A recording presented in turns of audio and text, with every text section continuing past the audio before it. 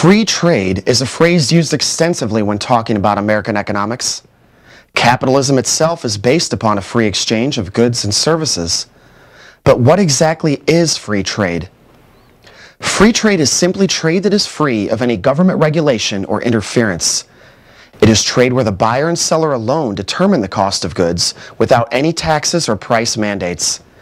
This is supposed to create products that can be bought and sold for fair prices, along with greater efficiency in production. It is supposed to create equal prosperity for all. But is this the case? The United States is the world's leading participant in free trade and has a long history of involvement.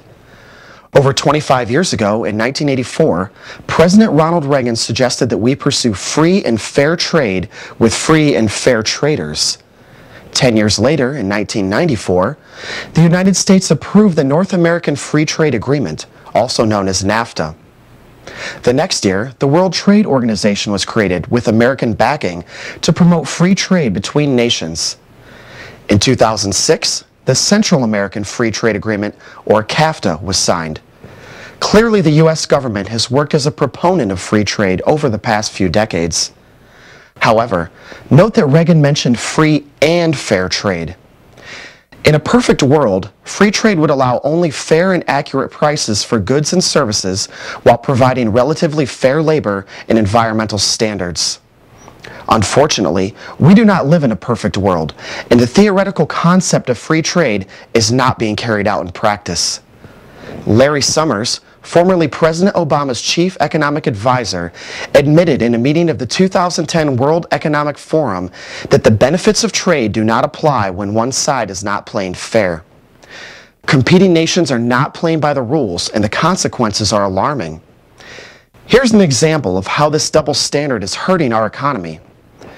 Goods coming into the U.S. from the European Union face no tariffs, which is a special fee put on imports.